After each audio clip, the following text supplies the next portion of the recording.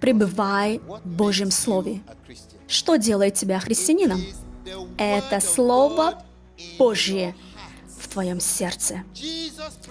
Иисус Христос не имеет никакого места в жизни, которое не доминировано Словом Божьим.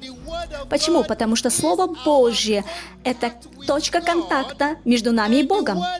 И Слово Божье — это точка контакта Его с нами. Это означает, что если Слово Божье не пребывает в твоем сердце, ты не имеешь никакой связи и контакта с Богом. Если ты молишься без Слова Божьего в твоем сердце, ты говоришь просто слова. Ты не молишься.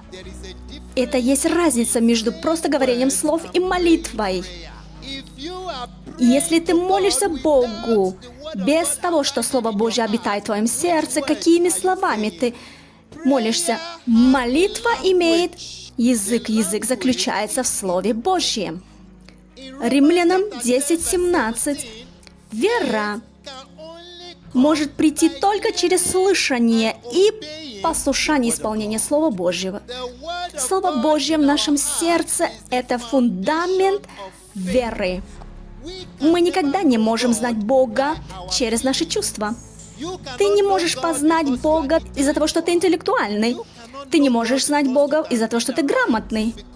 Или же ты прочитал Библию от Бытия до Откровения. До тех пор, пока Слово Божье не будет пребывать в твоем сердце, ты никогда не узнаешь Бога.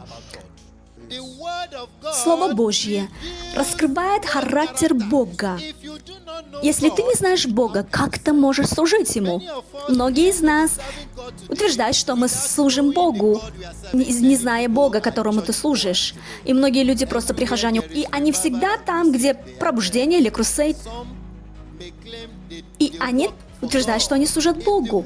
До тех пор, пока Слово Божье не будет пребывать в твоем сердце, ты не можешь служить Ему. Бог Всемогущий говорит через Свое Слово и Свой Дух.